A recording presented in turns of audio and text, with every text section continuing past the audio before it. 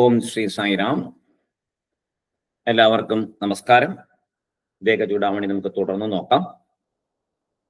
സദാശിവസമാരംഭാം ശങ്കരാചാര്യമധ്യമാം അസ്മദാചാര്യപര്യന്താം വന്ദേ ഗുരുപരമ്പരാം. കഴിഞ്ഞ ദിവസം നമ്മള് വിചാരമാണ് തുടർന്നുകൊണ്ടിരുന്നത്. അപ്പോ വാച്യാർത്ഥത്തിൽ കൂടി ജീവനെയും ഈശ്വരനെയും ചിന്തിച്ചാൽ ഐക്യം സിദ്ധിക്കില്ല. അതിന് ജീവന് വേറെ ലക്ഷ്യാർത്ഥമുണ്ട്, ഈശ്വരനും വേറെ ലക്ഷ്യാർത്ഥമുണ്ട്. ആ ലക്ഷ്യാർത്ഥത്തിലൂടെ മാത്രം ചിന്തിച്ചാലേ ഐക്യം സിദ്ധിക്കുകയുള്ളൂ എന്ന് ഉള്ള കാര്യങ്ങളാണ് നമ്മൾ ഇത്രയും മനസ്സിലാക്കിയത്. ഇനി അടുത്ത ചില ശ്ലോകങ്ങളിൽ കൂടി ഇത് തന്നെ ഒന്നുകൂടെ ശങ്കരാചാര്യസ്വാമികൾ ഉറപ്പിക്കുന്നു. അപ്പോ ആ രണ്ട് ശ്ലോകം ചെറിയ ശ്ലോകങ്ങളാണ്. അത് രണ്ട് ശ്ലോകമാണ് ഇന്ന് നമ്മൾ നോക്കാൻ പോകുന്നത്. സദേവദത്തോയമീഹ ചൈകതാ വിരുദ്ധധർമാംശമപാസ്യ കഥ്യത്തെ യഥാ തഥാ തത്വമസീതി വാക്യേ വിരുദ്ധധർമാനുഭയത്ര ഹിത്വാ. സദേവദത്തോയമീഹ ചൈകതാ വിരുദ്ധധർമാംശമപാസ്യ കഥ്യത്തെ യഥാ തഥാ തത്വമസീതി വാക്യേ വിരുദ്ധധർമാനുഭയത്ര ഹിത്വാ. ഈ ശ്ലോകം ഈ പറഞ്ഞ കാര്യങ്ങൾക്ക് വീണ്ടും ഒരു ഉദാഹരണവും തെളിവും ഒക്കെ ആയിട്ട് ആചാര്യസ്വാമികൾ പറയുന്നു. നമ്മള് ജഹാജഹൽ ലക്ഷണ അതിൽ കൂടിയേ കിട്ടുള്ളൂ എന്നുള്ള കാര്യം പറഞ്ഞല്ലേ. ജഹൽ ലക്ഷണയിൽ കൂടെ കിട്ടില്ല, അജഹൽ ലക്ഷണയിൽ കൂടെ കിട്ടില്ല, ജഹാജഹൽ ലക്ഷണ, അങ്ങനെ 3 തരം ലക്ഷണങ്ങളെ പറഞ്ഞ് ജഹാജഹൽ ലക്ഷണയിൽ കൂടി മാത്രമേ പറ്റുള്ളൂ എന്ന് പഠിച്ചു. അപ്പോ നമ്മളൊരു വാക്യം കേൾക്കുന്നു, ഉടനെ ഉണ്ടാകുന്ന ഡയറക്റ്റ് മീനിങ്, ഡയറക്റ്റ് അർത്ഥം ആ വാക്യത്തിന്റെ സന്ദേശവുമായി പൊരുത്തപ്പെടുന്നില്ല. അപ്പൊ നമ്മള് ആ വാക്യത്തിന്റെ പകുതി അർത്ഥത്തെ സ്വീകരിക്കുന്നു, ബാക്കി പകുതിയെ ഉപേക്ഷിക്കുന്നു. ഇങ്ങനെയാണ് നമ്മൾ മനസ്സിലാക്കിയത്. അതാണ് ജഹാജഹൽ ലക്ഷണ എന്ന് കണ്ടു. ഇവിടെ ശാസ്ത്രം ഒരു പ്രസിദ്ധമായ ഉദാഹരണം ഉപയോഗിക്കുന്നുണ്ട്. അതാണ് നമ്മളിപ്പോ ശ്ലോകത്തില് ദേവദത്ത എന്ന് കണ്ട, ദേവദത്തൻ. അതൊരു ശാസ്ത്രത്തിൽ പറയുന്ന ഒരു ഉദാഹരണമാണ്. അതായത് ആ ഒരു ഗ്രാമത്തിൽ നിന്ന് ഒരാള് കുറെ വർഷങ്ങൾക്ക് മുമ്പ്, ഒരു 20 വർഷം എന്ന് കൂട്ടുക, അയാള് ആ ഗ്രാമത്തിൽ നിന്ന് ഒരു പട്ടണത്തിലേക്ക് പോയി. അങ്ങനെ അവിടെയൊക്കെ ജീവിച്ച് കുറെ കാലം കഴിഞ്ഞ് ഒരു 20 വർഷം ഗ്രാമത്തിൽ നിന്ന് പോയ ശേഷം എടുത്തു അയാൾ തിരിച്ച് ഗ്രാമത്തിൽ വന്നു. അയാളുടെ വീട്ടില് പഴയ സ്ഥലത്ത് തന്നെ അയാൾ വന്നു, ആ ഗ്രാമത്തിൽ വന്നു. അപ്പോ പല ആൾക്കാരും പഴയ ആൾക്കാരൊക്കെ കാണാൻ വരുന്നു.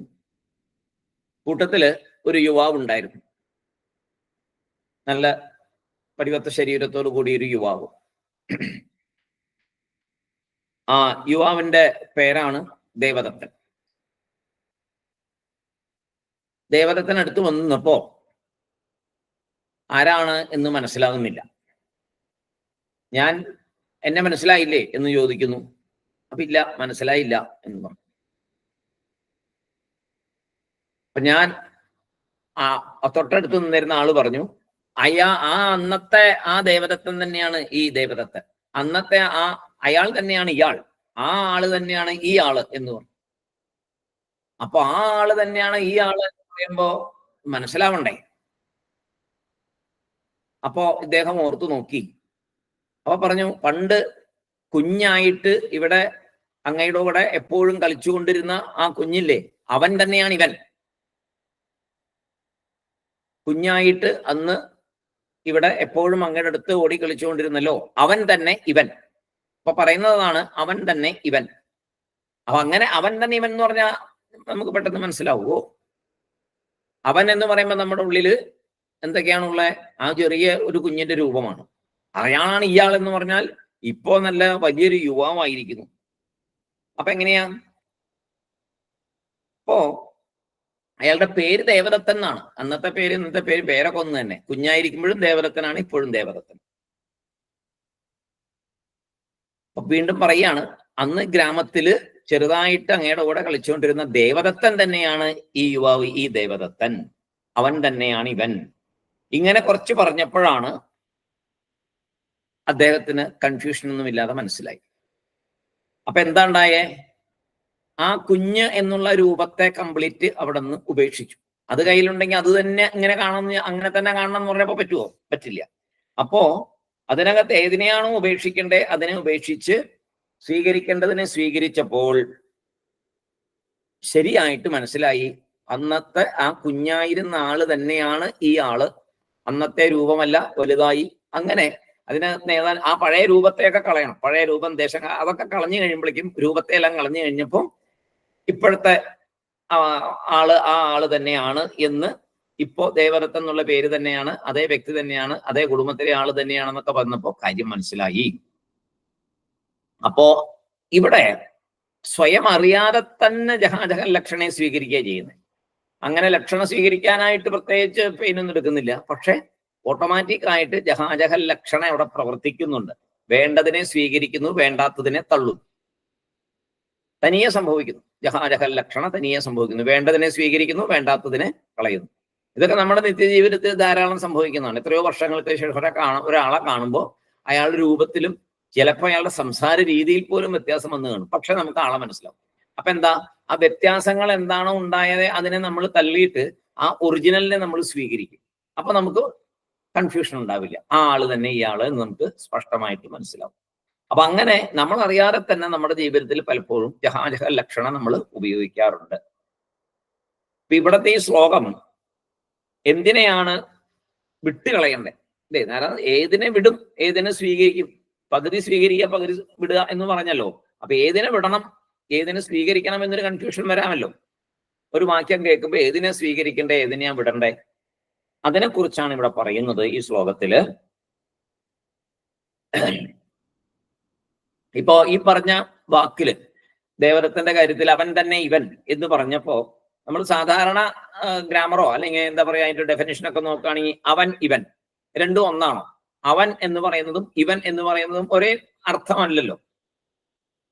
ശരിക്കും അതിന്റെ മലയാളത്തിലൊക്കെ നോക്കുകയാണെങ്കിൽ അവൻ എന്ന് പറഞ്ഞാൽ ആ ഒരാള്, ഇവൻ എന്ന് പറഞ്ഞാൽ ഈ ഒരാൾ, രണ്ടും ഒന്നെന്ന് പറയാൻ പറ്റത്തില്ലല്ലോ. പക്ഷെ അതെങ്ങനെയാണ് സമപ്പെടുത്തുന്നത് ഇവിടെ? ഇപ്പൊ 5 = 8 എന്ന് പറഞ്ഞാൽ സമമല്ല. രണ്ടും രണ്ടാണ്, രണ്ടും ഡിഫറൻ്റ് ആണ്, വൈരുദ്ധ്യങ്ങളുണ്ട്, രണ്ടും വേറെ വേറെയാണ്. ഇവൻ വേറെ, അവൻ വേറെ. അവൻ ഇവൻ എന്ന് പറയുമ്പോൾ രണ്ടും വേറെ വേറെയാണ്. പിന്നെ ആ ചെറിയ പയ്യൻ തന്നെയാണ് ഇവൻ എന്ന് പറയുകയും അന്നത്തെ അങ്ങയുടെ കൂടെ ഉണ്ടായിരുന്ന എന്നൊക്കെ പറഞ്ഞപ്പോഴാണ് ആ കാലം, ആ സ്ഥലം എല്ലാം മനസ്സിൽ വന്ന് അവിടെ. അപ്പൊ അതിനെ മാറ്റി, ആ കണ്ടു, പിന്നെ അതിനെ മാറ്റി കഴിഞ്ഞപ്പോ ആ വ്യക്തിയെ മാത്രം സ്വീകരിച്ചു. അന്നത്തെ ആ വ്യക്തി ഈ വ്യക്തി തന്നെ എന്നുള്ളതിലേക്ക് വന്നപ്പോഴാണ് ജഹാജഹൽ അവിടെ പ്രവർത്തിച്ചത്. അപ്പൊ ആ ഉടൽ മാത്രം, ഉടൽ ആ രൂപത്തിലാണോ? അതുമല്ല, ആ വ്യക്തിത്വം എന്നുള്ള നിലയ്ക്കാണ് അതിനെ എടുത്തത്. അപ്പോ അവനും ഇവനും ഇപ്പോ ഒന്നായി. അല്ലെങ്കിൽ അവൻ ഇവൻ ഒന്നാകാൻ പറ്റുമോ? അവൻ തന്നെ, ഇവൻ തന്നെ. പക്ഷെ എങ്ങനെയാണത് ഒന്നായേ? അതിനകത്ത് സ്വീകരിക്കേണ്ടതിനെ സ്വീകരിച്ചു, ബാക്കി തള്ളേണ്ടതിനെ തള്ളിയപ്പോൾ അത് അവിടെ ഐക്യം വന്നു. അതായത് അവൻ എന്നതിലെ ചിലതിനെ ഉപേക്ഷിച്ചു, ഇവൻ എന്നതിലെ ചിലതിനെയും ഉപേക്ഷിച്ചു. അപ്പോ രണ്ടിലെയും ചിലതിനെ ചേർത്ത് ചിലതിനെ ഉപേക്ഷിക്കുകയും ചെയ്തപ്പോ ഐക്യം വന്നു. ഇവിടെ ജീവബ്രഹ്മ ഐക്യം അതാണല്ലോ നമ്മൾ നോക്കിക്കൊണ്ടിരിക്കുന്നത്. ജീവബ്രഹ്മ ഐക്യം കാണാനായിട്ട് ജീവനിലെ 3 ശരീരങ്ങളെ അഥവാ പഞ്ചകോശങ്ങളെ ഉപേക്ഷിക്കണം. എന്താണ് വിടണ്ടേ എന്നാണ് ഇപ്പം അറിയണ്ടേ. എന്ത് വിട്ടാലാണ് ഈ ഐക്യം കിട്ടുക? ജഹാജഹലില് ചിലതിനെ വിടണം, ചിലതിനെ നിലനിർത്തണം. അപ്പോൾ ജഹാജഹലിനാണ് ഇവിടെ ഉപയോഗിക്കേണ്ടത്. മറ്റത് ജഹലും അജഹലും ഒറ്റയ്ക്ക് പറ്റില്ല. അപ്പോ ജഹാജഹലില് നോക്കുമ്പോൾ ഏതിനെ വിടണം എന്നൊരു സംശയം വരാം, ഇല്ലേ? രണ്ടുണ്ടെന്ന് പറഞ്ഞു, ഏതിനെ വിടണം? അപ്പൊ പറയുന്നു, ജീവനിലെ 3 ശരീരങ്ങളെ, കാരണ, സൂക്ഷ്മ, സ്ഥൂല, ഈ 3 ശരീരങ്ങളെ മാറ്റി നിർത്തുക, അല്ലെങ്കിൽ പഞ്ചകോശങ്ങളെ മാറ്റി നിർത്തുക. പിന്നെ ഏതാണ് വിടാതെ ഇവിടെ നിലനിർത്തേണ്ടത്? ഏതാണ്? ഒന്നിനെ വിടണം, ഒന്നിനെ അവിടെ നിർത്തണം. നിർത്തേണ്ടത് ഏതാണ്? ചൈതന്യം അഥവാ അറിവ് സ്വരൂപത്തെ അവിടെ നിർത്തുക. ജീവനിലെ പഞ്ചകോശത്തെ, 3 ശരീരത്തെ മാറ്റിയിട്ട് ചൈതന്യത്തെ, അറിവ് സ്വരൂപത്തെ അവിടെ നിർത്തുക. പിന്നെ ഈശ്വരന്റെ കാര്യത്തിലോ, ഈശ്വരനില് മായയെ ഉപേക്ഷിക്കണം. മായയാണ് ഈ ലോകം മുഴുവൻ. അപ്പൊ ഈ മായയെ നീക്കി നിർത്തുക. അവിടെയുള്ള ആ പരമമായ ചൈതന്യത്തെ, ആ ചൈതന്യ സ്വരൂപത്തെ, അറിവ് സ്വരൂപത്തെ അവിടെ വിടാതെ മുന്നോട്ട് പോവുക. അപ്പൊ 2 സ്ഥലത്തും ഉപേക്ഷിക്കേണ്ടത് എന്താണ് എന്ന് കണ്ടല്ലോ. ഒന്നിലെ പഞ്ചകോശം അല്ലെങ്കിൽ ശരീരത്തെ ഉപേക്ഷിക്കണം, മറ്റേതിനകത്തെ മായയെ അല്ലെങ്കിൽ കാണുന്ന പ്രപഞ്ചത്തെ ഉപേക്ഷിക്കണം. അപ്പൊ 2 സ്ഥലത്തും അറിവ് സ്വരൂപം മാത്രം ബാക്കി നിൽക്കും, അതിനെ സ്വീകരിക്കണം. 2 സ്ഥലത്തും അറിവ് സ്വരൂപമാവുമ്പോൾ അവിടെ പിന്നെ ഐക്യം വന്നു ഓട്ടോമാറ്റിക്കലി. അതും ഇതും ഒന്ന് തന്നെ, വേറെയല്ലല്ലോ. അവൻ തന്നെ ഇവൻ എന്ന പോലെ ആയില്ലേ? ആയി. അപ്പോ ഐക്യമായി. 2 സ്ഥലത്തുമുള്ള അറിവ് സ്വരൂപത്തിനെ മാത്രം സ്വീകരിക്കുമ്പോൾ ഐക്യമായി. അപ്പൊ ഏതാണ് വിടേണ്ടത്, ഏതിനെ വിടേണ്ടത് എന്നുള്ള സംശയം മാറിയല്ലോ. ജീവനിലെ പഞ്ചഭൂതത്തെ അല്ലെങ്കിൽ 3 ശരീരങ്ങളെ, കാരണ സൂക്ഷ്മ സ്ഥൂല ശരീരങ്ങളെ ഉപേക്ഷിക്കണം. അറിവ് സ്വരൂപത്തെ, ആത്മാ എന്ന അറിവ് സ്വരൂപത്തെ അവിടെ നിലനിർത്തണം. ഈശ്വരന്റെ കാര്യം വരുമ്പോൾ മായയെ, പ്രപഞ്ചത്തെ, നമ്മളീ കാണുന്ന ലോകത്തെ ഉപേക്ഷിക്കണം. അതിന്റെ പുറകിൽ പ്രവർത്തിക്കുന്ന ആ ശക്തിയെ, ആ അറിവ് സ്വരൂപത്തെ, ആ ചൈതന്യത്തെ നിലനിർത്തണം. അങ്ങനെ വരുമ്പോ 2 ചൈതന്യവും നിലനിൽക്കും, 2 ചൈതന്യവും ഒന്ന് തന്നെ എന്ന് ഐക്യം സമ്പാദിക്കും. ഇനി ശ്ലോകത്തിലേക്ക് പോകുമ്പോ ശ്ലോകം എന്താ പറയണേ? സദേവദത്തോയമിതീഹ ചൈകത. സ ദേവദത്തം, ആ ദേവദത്തൻ, ഇഹ ഏകത, ഇപ്പോൾ ഒന്നായിരിക്കുന്നത്. ആ ദേവദത്തൻ ഇപ്പോൾ ഒന്നായിരിക്കുന്നത്. എങ്ങനെയാണ് ഇപ്പോൾ ഒന്നായേ? ആ ദേവദത്തൻ അവൻ തന്നെ ഇവൻ എന്നുള്ള പറഞ്ഞത് എങ്ങനെ ഇപ്പൊ ഒന്നായേ? വിരുദ്ധധർമ്മ അംശം അപാത്യ എന്നാണ്.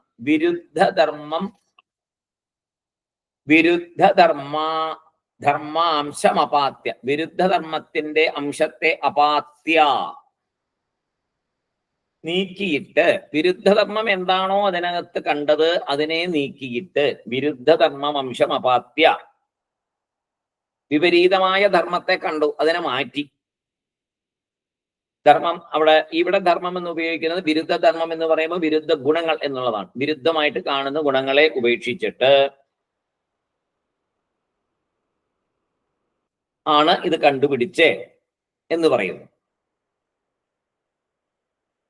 ഇപ്പോ ദേവരത്തിന്റെ ഉദാഹരണം പറഞ്ഞ പോലെ തന്നെ വേണമെങ്കിൽ നമുക്ക് നമ്മുടെ സ്വന്തം അനുഭവത്തിലൊക്കെ നമുക്ക് നോക്കുകയാണെങ്കിൽ, ഇപ്പോൾ നമ്മുടെ വീട്ടിലുള്ള ഏതെങ്കിലും പഴയ ബൈക്കോ കാറോ, ഒരു 10-15 കൊല്ലമൊക്കെ പഴക്കമുള്ള ഒരു വണ്ടി, ആ പണ്ടത്തെ അത് കുറെ അങ്ങ് വല്ലാണ്ടായപ്പോ അതിന്റെ കംപ്ലീറ്റ് കളറൊക്കെ മാറ്റി പുതിയ ഹാൻഡിലും കാര്യങ്ങളൊക്കെ ഇട്ട് എഞ്ചിനും ബാക്കി അതിന്റെ മെയിൻ സാധനങ്ങളൊക്കെ എല്ലാം നിലനിർത്തിക്കൊണ്ട് അക്സസറീസ് ഒക്കെ മാറി പുതിയ പെയിന്റും ഒക്കെ ആയി അങ്ങനെ വീട്ടില് കൊണ്ട് നിർത്തിയിരിക്കുന്നു. അപ്പോഴാണ് ഒരാൾ വന്ന് ചോദിക്കുന്നത്, ഇതേതാ അത്? ഇതത് തന്നെ. ഇതേതാണെന്ന് ചോദിക്കുമ്പോ നമ്മൾ എന്ത് പറയും? ഇതത് തന്നെയാ, പഴയ അത് തന്നെയാ, അത് തന്നെ, ഇതത് തന്നെ. ഇതത് തന്നെ എന്ന് പറഞ്ഞാൽ എങ്ങനെ ശരിയാവണേ? അതിതാണോ? അതിതാവോ? അങ്ങനെ ആകാൻ പറ്റുമോ? അപ്പൊ പറ്റില്ല. നോക്കുമ്പോ അതെങ്ങനെ യോജിക്കണേ? അവസാനം എന്ന് പറഞ്ഞു വരുമ്പോ അതിന്റെ ആ മെയിൻ ആയിട്ടുള്ള സാരമായിട്ടുള്ള കാര്യങ്ങളെല്ലാം അതിൻ്റെത് തന്നെ, മെയിൻ എഞ്ചിനും കാര്യങ്ങളും അതിൻ്റെ അത് തന്നെ. പിന്നെയോ മാറ്റേണ്ടത് ഏതാണ്, മാറിയത് ഏതാണ്, മാറ്റി നിർത്തേണ്ടത് ഏതാണ്?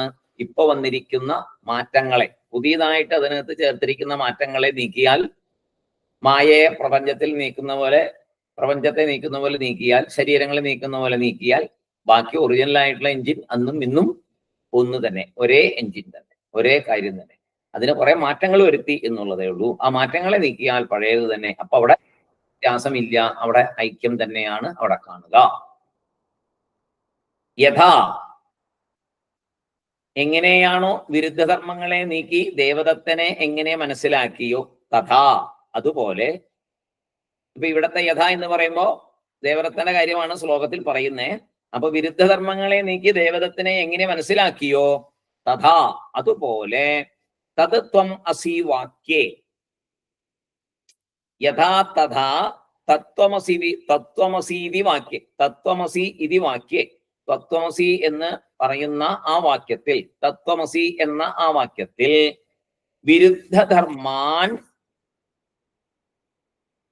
ഉഭയത്ര ഹിത്വ വിരുദ്ധധർമാൻ ഉഭയത്ര ഹിത്വ വിരുദ്ധധർമാൻ എതിരായ ധർമ്മങ്ങളെ, പരസ്പരം യോജിക്കാതിരിക്കുന്ന കാര്യങ്ങളെ, വാക്യത്തിലെ ഗുണങ്ങളെ അതിനെ മാറ്റിക്കഴിഞ്ഞാൽ ഉഭയത്ര രണ്ട് സ്ഥലത്തും, അതായത് ഈശ്വരനിലും ജീവനിലും, ജീവൻ ഈശ്വരൻ എന്ന രണ്ട് സ്ഥലത്തും ഉള്ള ഉഭയത്ര ഹിത്വ രണ്ട് സ്ഥലത്തുമുള്ള വിരുദ്ധധർമാൻ ഹിത്വ രണ്ട് സ്ഥലത്തുമുള്ള ഉഭയത്ര വിരുദ്ധധർമാൻ ഹിത്വ. എവിടെ? തത്വമസി വാക്യം. തത്വമസി വാക്യത്തിലുള്ള രണ്ടിലും, അതായത് ജീവനിലും മായയിലുമുള്ള വിരുദ്ധധർമ്മങ്ങളെ നീക്കിയാൽ എന്തായി? ഏകഥാ കഥ്യത്തെ.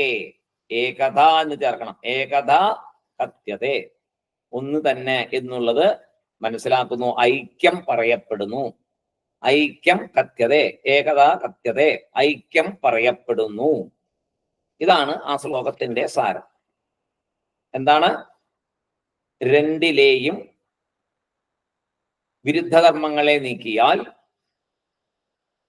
അതിലെ ഐക്യം മനസ്സിലാകും. വിരുദ്ധധർമ്മങ്ങളെ നീക്കണം. ജീവനിലെ വിരുദ്ധധർമ്മം ഏതാണെന്ന് നമ്മൾ ഓർത്തു നോക്കുക. ജീവനിലെ വിരുദ്ധധർമ്മങ്ങൾ എന്താണ്? രണ്ടും കൂടെ യോജിക്കാത്ത വിരുദ്ധധർമ്മങ്ങൾ, യോജിക്കാത്ത വിരുദ്ധധർമ്മങ്ങൾ ഏതാണ്? ആ ഗുണങ്ങൾ ഏതാണ്?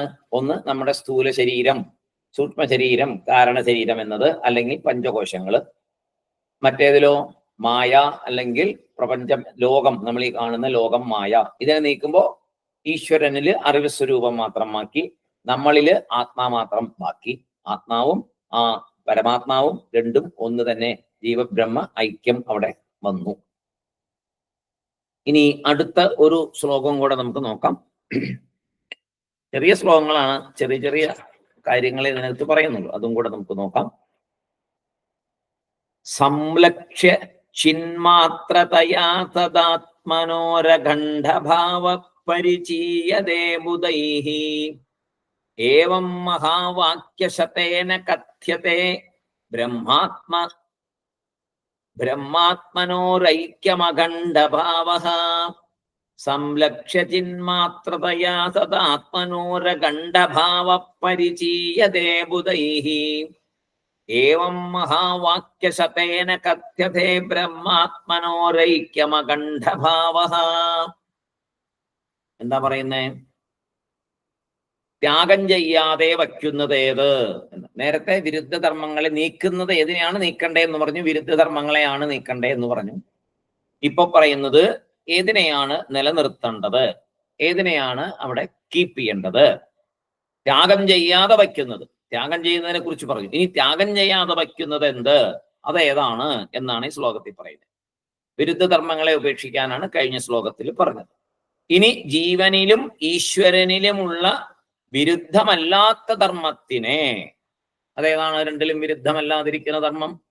രണ്ടിലും വിരുദ്ധമില്ലാതിരിക്കുന്ന ധർമ്മത്തെ നിലനിർത്തുവാൻ പറയുന്നു. അപ്പൊ ഇതും കൂടെ ആകുമ്പോ ക്ലിയർ ആവുമല്ലോ. തത്വമസി എന്ന വാക്യത്തിലെ വിരുദ്ധങ്ങളെ മാറ്റുക, ഏതാണോ രണ്ടിലും നിലനിൽക്കേണ്ടത് അതിനെ നിലനിർത്തുക. അപ്പൊ എന്തുണ്ടാവും? ജീവബ്രഹ്മൈക്യം ഉണ്ടാവും. അപ്പൊ ആ വാക്യം സത്യമാണ് എന്ന് തെളിയും. അപ്പൊ വിരുദ്ധധർമ്മത്തെ നിലനിർത്തുവാൻ, വിരുദ്ധധർമ്മമല്ലാത്തതിനെ നിലനിർത്തുവാൻ, വിരുദ്ധമല്ലാത്തതിനെ നിലനിർത്തുവാൻ പറയുന്നു. ജീവനിലുള്ള ചിത്ത്, അല്ലെ? സച്ചിദാനന്ദം, ജീവനുള്ള ചിത്ത്. ജീവനിലുള്ള ചിത്ത് എന്നാൽ അറിവ് സ്വരൂപം. ഈശ്വരനിലെ ചിത്ത്, അതും അറിവ് സ്വരൂപം. രണ്ടിനെയും വിടരുത്. നേരത്തെ എന്താ വിടാൻ പറഞ്ഞത്? ഇത് രണ്ടും അങ്ങോട്ടും ഇങ്ങോട്ടും നോക്കിക്കൊണ്ടിരിക്കണം. ജീവനിലെ സൂക്ഷ്മ ശരീരത്തെ, സ്ഥൂല ശരീരത്തെ, കാരണ ശരീരത്തെ വിടണമെന്ന് പറഞ്ഞു. അല്ലെങ്കിൽ പഞ്ചകോശത്തെ വിടണമെന്ന് പറഞ്ഞു. ഈശ്വരനിലെ മായയെ, ലോകത്തെ വിടണമെന്ന് പറഞ്ഞു. ശരി, അവന് എന്താ നിലനിർത്തണ്ട എന്നൊരു ചോദ്യം വരുമ്പോഴാണ് ജീവനിലെ ചിത്തിനെ നിലനിർത്തുക, അതായത് അറിവ് സ്വരൂപത്തെ നിലനിർത്തുക. ഈശ്വരനിലെ ചിത്തിനെയും നിലനിർത്തുക, അവിടെയും അറിവ് സ്വരൂപത്തെ നിലനിർത്തുക. രണ്ടിലെയും അറിവ് സ്വരൂപത്തെ നിലനിർത്തിയാൽ എങ്ങനെ ആ ഐക്യം വരും എന്ന് പറയും. അപ്പൊ ഈ ശ്ലോകം പറയുന്നത് ഏതിനെ വിടാതിരിക്കണം എന്ന്. കഴിഞ്ഞ ശ്ലോകം പറഞ്ഞത് ഏതിനെ വിടണം. 79ാമത്തെ ശ്ലോകം സദേവദത്തോയ വിദീഹദേകത എന്നുള്ളത് ഏതിനെ വിടണം എന്നുള്ളതും. ഇപ്പോ ഈ ശ്ലോകം, അതായത് സംലക്ഷ ജിന്മാത്രതയാ സദാത്മനോ എന്നുള്ള ശ്ലോകം ഏതിനെ വിടാതിരിക്കണമെന്നും നമുക്ക് പറഞ്ഞു തരുന്നു. അത്രയേ ഉള്ളൂ, ചെറിയ ശ്ലോകങ്ങളാണ്. ഒന്ന് എന്താ അതിന്റെ നോക്കാം, ശ്ലോകത്തിനകത്തേക്ക് പോയി നോക്കാം. സംലക്ഷ്യ ചിന്മാത്രതയാ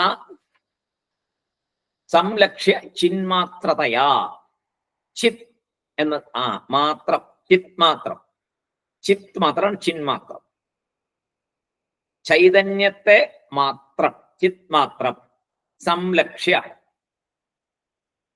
ചിന്മാത്രതയ അതിനെ മാത്രം, സംലക്ഷ്യ നന്നായി സംരക്ഷിച്ചിട്ട്, അതായത് നമ്മൾ കയ്യിൽ വെച്ചിട്ട് അതിനെ വിടാതെ ഇരുന്നിട്ട് നടത്താം. നന്നായി സംരക്ഷിച്ചിട്ട്, സംലക്ഷ്യ അതിനെ കൂടെ ചേർത്ത് നിർത്തിയിട്ട്,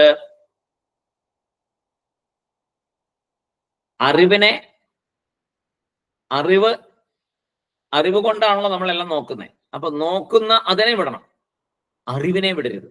നമ്മുടെ അറിവ് കൊണ്ടാണ്, അറിവ് സ്വരൂപമായ നമ്മുടെ അറിവ് കൊണ്ടാണ് ഇതെല്ലാം കാണുന്നതും കേൾക്കുന്നതൊക്കെ.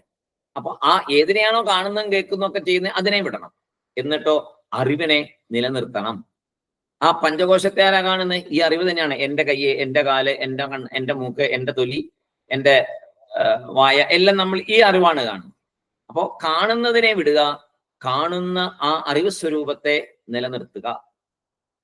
ഇപ്പൊ നമ്മൾ എന്താ ചെയ്യുന്നത്? പഞ്ചകോശത്തെയും ചേർത്ത് നാം എന്ന് പറയുന്നു. അപ്പോ അതിനെ വിടണം, അറിവ് സ്വരൂപം മാത്രം നിൽക്കണം. എന്നിട്ടോ സദാത്മനോ, സത് ആത്മന, സദാത്മനോ എന്ന് പറയുന്നുണ്ട് അല്ലെ. സംലക്ഷ ചിന്മാത്രതയാ സദാത്മനോരഖണ്ഡഭാവ പരിചീയതേ ബുധൈഹി. സമാത്മനോ സത് ആത്മന, ജീവന്റെയും ബ്രഹ്മത്തിന്റെയും ഇടയിൽ എന്താണ്? ജീവനിലും ബ്രഹ്മത്തിലുമുള്ള സത്ത്, സദാത്മന, ജീവനിലും ബ്രഹ്മത്തിലുമുള്ള അറിവ് സ്വരൂപം എന്താണത്? അഖണ്ഡഭാവമാണ്. അത് വേർതിരിക്കാൻ പറ്റത്തില്ല. അതിനെ മാറ്റിക്കളയാൻ ഒരിക്കലും സാധിക്കില്ല. ജീവനിലും ഈശ്വരനിലുമുള്ള ചൈതന്യത്തെ മാറ്റാൻ സാധിക്കില്ല. അത് അഖണ്ഡമാണ്, അഖണ്ഡഭാവമാണ്, വേർതിരിക്കാൻ പറ്റാതെയാണ് ഇരിക്കുന്നത്. എന്നിട്ടോ ബുധൈഹി പരിചീയതേ, ജ്ഞാനികളാൽ സൽസ്വരൂപമായ ബ്രഹ്മത്തിനും ആത്മാവിനുമുള്ള വ്യത്യാസമില്ലാത്ത ഭാവമായ ചൈതന്യത്തിൽ, ആധാരത്തിൽ ലക്ഷണ ചെയ്ത് അറിയപ്പെടുന്നു. അതാണ് ജഹാരഹ ലക്ഷണയില് വിടാതിരിക്കുന്ന ഭാഗത്തെയാണ് ഇവിടെ പറയുന്നത്. എന്താണ്? അങ്ങനെ ആരാണ് ജ്ഞാനികൾ? ജ്ഞാനികൾ എങ്ങനെയാണ് മനസ്സിലാക്കണം? എങ്ങനെ? ജ്ഞാനികളാൽ സൽസ്വരൂപമായ ബ്രഹ്മത്തിനും ആത്മാവിനുമുള്ള വ്യത്യാസമില്ലാത്ത ഭാവമായ ചൈതന്യത്തിൽ അതിന്റെ ആധാരത്തില് അവര് ലക്ഷണ ചെയ്ത്, വിചാരം ചെയ്ത് എന്ത് ചെയ്യുന്നു?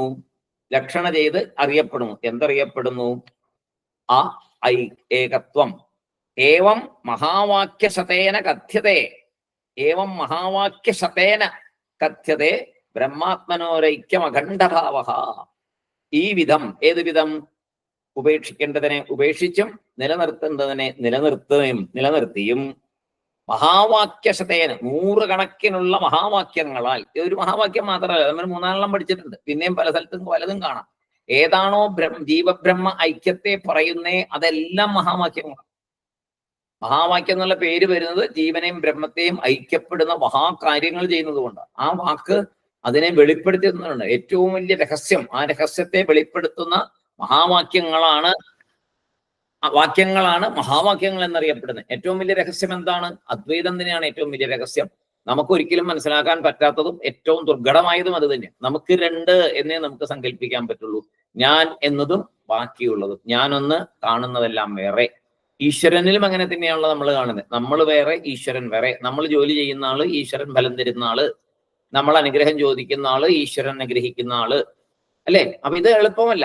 ഇത് ജന്മജന്മാന്തരങ്ങളായി, എത്രയോ കോടിക്കണക്കിന് ജന്മങ്ങളായി നമ്മുടെ ഉള്ളിലുള്ള കാര്യമാണ്. അത് നമുക്ക് മാറാൻ പറ്റില്ല, പെട്ടെന്ന് മാറാൻ പറ്റില്ല. എത്രയോ സാധന കൊണ്ടും എന്താ പറയാ, ജ്ഞാനം, അറിവ് കൊണ്ടും, നല്ല അറിവ് വന്ന് സ്വീകരിച്ച് ഉള്ളില് അതിനെ നിഷ്ഠയാക്കി കൊണ്ടുവന്ന് അങ്ങനെ മാത്രമേ നമുക്ക് ആ ജീവബ്രഹ്മ ഐക്യം മനസ്സിലാക്കാൻ പറ്റുള്ളൂ. അപ്പൊ അങ്ങനെ 100 കണക്കിലുള്ള മഹാവാക്യങ്ങളെ കൊണ്ട് പറയുന്ന ബ്രഹ്മ ആത്മനഃ ഐക്യം, ഈ ജീവബ്രഹ്മ ഐക്യം എന്നതിനെ, ആ അഖണ്ഡ ഐക്യഭാവത്തെ, ആ വ്യത്യാസമില്ലാത്ത ഐക്യഭാവത്തെ, അഖണ്ഡ ഐക്യഭാവ,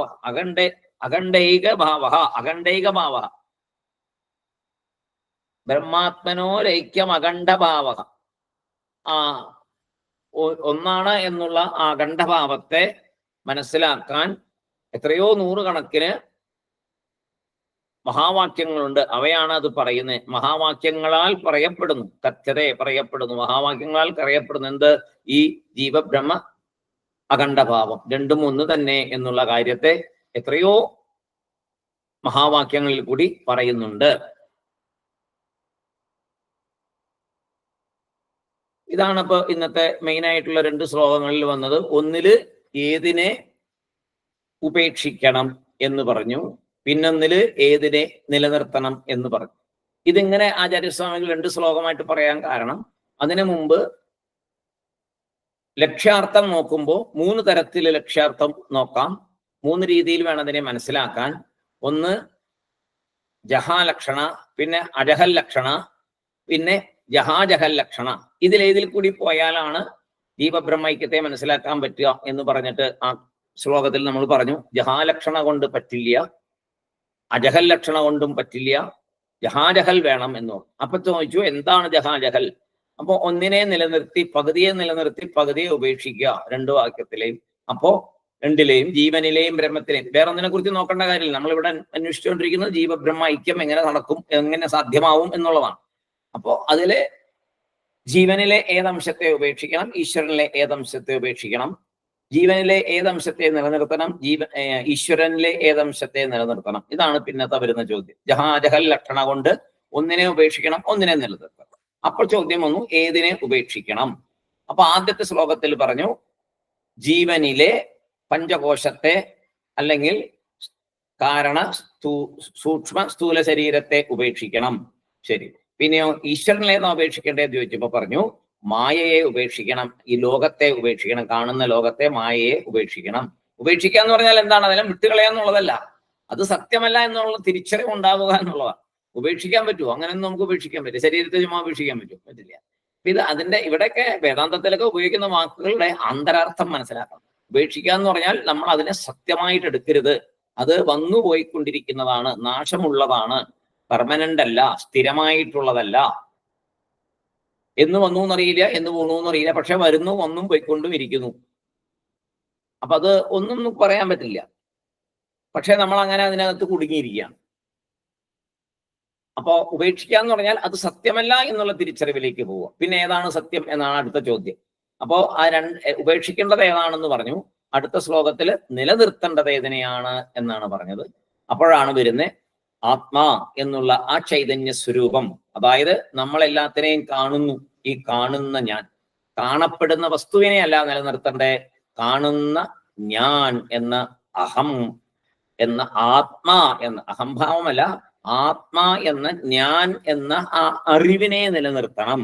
ഞാൻ കാണുന്നു, ഞാൻ കേൾക്കുന്നു, എൻ്റെ കയ്യ്, എൻ്റെ കണ്ണ്, എൻ്റെ മൂക്ക്, എൻ്റെ തൊലി എല്ലാം എൻ്റെ എൻ്റെ എൻ്റെ എന്ന് പറയുന്നത്. അപ്പോ ഞാൻ എന്നൊരു സംഭവം ഉണ്ട്. അപ്പൊ നേരത്തെ നമ്മൾ ശൂന്യത്തിൽ പോലും പറഞ്ഞല്ലോ, പഞ്ചകോശത്തെ ഉപേക്ഷിച്ച് ഗുരുവിന്റെ അടുത്ത് പറഞ്ഞു ഇപ്പൊ ഞാൻ ഒന്നും കാണുന്നില്ല, ഒരു ശൂന്യതയാണ് എനിക്ക് അനുഭവപ്പെടുന്നതെന്ന് പറഞ്ഞപ്പോ ഗുരു പറഞ്ഞു ശൂന്യതയെ അറിയുന്ന നീ, അതാണ് ആത്മാ. ശൂന്യതയെ പോലും അറിയുന്ന നീ എന്ന ശക്തി അകത്തുണ്ടല്ലോ, അതാണ് ആത്മാ എന്ന് പറഞ്ഞു തന്നു. അത് നമുക്കൊക്കെ നന്നായിട്ട് മനസ്സിലായിട്ടുണ്ട്. അപ്പോ ആ ശക്തിയാണ് ഞാൻ എന്നുള്ള ആ ശക്തിയെ അവിടെ നിലനിർത്തുക. ഏതില്? ജീവനില്. അതേപോലെ ഈശ്വരനില്. സർവവും സൃഷ്ടിക്കുന്ന, സർവത്തെയും സംരക്ഷിക്കുന്ന, സർവവും ഏതിലാണോ ലയിക്കുന്ന ആ ഒരു ശക്തി ഇതിന്റെ പുറകിലുണ്ട്. അപ്പോ ഇതൊന്നും സത്യമല്ല. ഇതിപ്പോ ഇന്ന് ചെടികൾ ഉണ്ടാകുന്നു, ചെടികൾ നശിക്കുന്നു, മരങ്ങൾ ഉണ്ടാകുന്നു, നശിക്കുന്നു, എല്ലാം നമ്മുടെ മുമ്പിൽ നമ്മൾ കാണുന്നു, ഉണ്ടാകുന്നു, കുറച്ചു കാലം നിലനിൽക്കുന്നു, നശിക്കുന്നു. ഇത് നമ്മൾ കണ്ടുകൊണ്ടേയിരിക്കുകയാണ് സർവ്വതിനും. പക്ഷെ നമുക്കും ഇതേ തന്നെ സംഭവിക്കണം എന്നുള്ളത് നമ്മൾ മറന്നു വിസ്മരിക്കുന്നു. അതാണ് മായയുടെ ഒരു വലിയ പ്രത്യേകത. എത്രയോ പേര് മരിക്കുന്നത് കാണുമ്പോൾ നമുക്കൊരു തോന്നലില്ല, നാളെ എനിക്കൊരു സംഭവിക്കുന്നതിന് മുമ്പേ സത്യം മനസ്സിലാക്കണം എന്നൊരു തോന്നൽ ഉണ്ടാകാറില്ല, ആർക്കും ഉണ്ടാകാറില്ല. നമുക്കും ഇത് ബാധകമാണ്. ചെടികളും ഒക്കെ വരുന്നു, ഉണ്ടാകുന്നു, പുഷ്പിക്കുന്നു, കായ ഉണ്ടാകുന്നു, കുറച്ച് കഴിയുമ്പോൾ അത് നശിച്ചു പോകുന്നു. എല്ലാം നമ്മളിങ്ങനെ കണ്ടുകൊണ്ടേയിരിക്കുന്നു. സർവ്വ ജീവജാലങ്ങളും എത്രയോ ഉണ്ടാകുന്നു, നിലനിൽക്കുന്നു, കുറെ കാലം പിന്നെ മരിക്കുന്നു. ഇത് നമ്മൾ കാണുന്നു. പക്ഷെ ഇത് തന്നെയാണ് നമ്മുടെയും അവസ്ഥ എന്നുള്ളതിനെ കുറിച്ച് ചിന്തിക്കില്ല മനുഷ്യൻ. അതാണ് മായയുടെ ശക്തി. അങ്ങനെ ചിന്തിപ്പിക്കില്ല. വളരെ അപൂർവം പേര് ചിന്തിച്ച് അവരാണ് വലിയ ആത്മീയ പാതയിൽ മുന്നോട്ട് പോയിട്ട് സ്വന്തം അസ്തിത്വത്തെ, ഞാൻ ആര് എന്നുള്ള സത്യത്തെ തിരിച്ചറിയുന്നത് വളരെ കുറച്ചു പേര്. അപ്പോ അതാണ് ഇവിടെ പറഞ്ഞത്. അപ്പൊ ആ ഞാൻ എന്നുള്ള അറിവ് സ്വരൂപത്തെ നിലനിർത്തണം ഇവിടെയും ഈശ്വരനിലെയും ഈ സൃഷ്ടിയുടെ എല്ലാം പുറകിലുള്ള സർവത്തിന്റെയും നാഥനായ ആ അറിവ് സ്വരൂപം, ആ ജ്ഞാനസ്വരൂപം, ആ ചൈതന്യ സ്വരൂപം. അപ്പൊ ആ ചൈതന്യ സ്വരൂപം ഈ ചൈതന്യ സ്വരൂപം ഒന്നാണ്. ചൈതന്യം എന്നുള്ളതിന് പ്രത്യേകം ഇല്ല. ഒരേ ഒരു ചൈതന്യമേ ഉള്ളൂ, ഒരേ ഒരു അറിവ് സ്വരൂപമേ ഉള്ളൂ. അങ്ങനെ ജീവബ്രഹ്മ ഐക്യത്തെ അവിടെ ശങ്കരാചാര്യ സ്വാമികള് വളരെ ഭംഗിയായിട്ട് 3 ശ്ലോകങ്ങളിലൂടെ, ഒന്നില് ജഹാജഹൽ എന്നുള്ള കാര്യം പറഞ്ഞു തന്നു, പിന്നെ ഏതിനെ ഉപേക്ഷിക്കണം എന്ന് പറഞ്ഞു തന്നു, പിന്നെ ഏതിനെ നിലനിർത്തണം എന്ന് പറഞ്ഞു തന്നു. ഇത്രയും കാര്യങ്ങൾ കൊണ്ട് ശരിക്കും നന്നായിട്ട് ചിന്തിക്കുകയാണെങ്കിൽ ജീവബ്രഹ്മ ഐക്യം നമ്മുടെ ഉള്ളില് തത്വമസി എന്നുള്ള വാക്യത്തിന്റെ അതേപോലെയുള്ള ജീവബ്രഹ്മ ഐക്യത്തെ പറയുന്ന എല്ലാ മഹാവാക്യങ്ങളുടെയും അന്തരാർത്ഥം കറക്റ്റായിട്ട് മനസ്സിലാകും. ഇത്രയുമാണ് നമ്മൾ ഇന്നത്തെ 2 ശ്ലോകങ്ങളിൽ കൂടി നോക്കിയത്. ഇനി ചാന്തോക്യോപനിഷത്തിലെ 6-ാം അധ്യായത്തിൽ നിന്നാണല്ലോ നമ്മൾ ഈ തത്വമസി എന്നുള്ള സംഭവം കണ്ടത്. അപ്പോ ഇതിന്റെ സാരം ഒരേ ഒരു ശ്ലോകത്തിൽ, ആ 6-ാം ശ്ലോകത്തിന്റെ നേരത്തെ നമ്മൾ പറഞ്ഞു, ആ ശ്ലോകത്തിലെ ആചാര്യര് അതിന്റെ ആ ശ്ലോകത്തിലെ മെയിൻ ആയിട്ടുള്ള കാര്യങ്ങളെ മുഴുവൻ ഒരു അധ്യായത്തിന്റെ തന്നെ ഒരു സാരം, ഏതാണ്ട് ഒരു അധ്യായത്തിന്റെ സാരം തന്നെ അടുത്ത ഒരു ശ്ലോകത്തിൽ ആചാര്യസ്വാമികൾ അത് അങ്ങനെ ഒതുക്കി നിർത്തി പറഞ്ഞു തരികയാണ്. അടുത്തൊരു ശ്ലോകത്തിൽ നമുക്ക് അടുത്ത ദിവസം നോക്കാം. എല്ലാവരുടെ പാദങ്ങളിലും നമസ്കാരം. ഓം പൂർണ്ണമദ പൂർണ്ണമിദം പൂർണ്ണാത് പൂർണ്ണമുദച്യത്തെ പൂർണ്ണസ്യ പൂർണ്ണമാദായ പൂർണ്ണമേവാവശിഷ്യത്തെ. ഓം ശാന്തി ശാന്തി ശാന്തി. എല്ലാവർക്കും Sairam. Sai Ram sir. Sai Ram sir. Sai Ram sir. Sairam. Sairam sir. Sairam. Sai Ram sir. Sairam Suresh.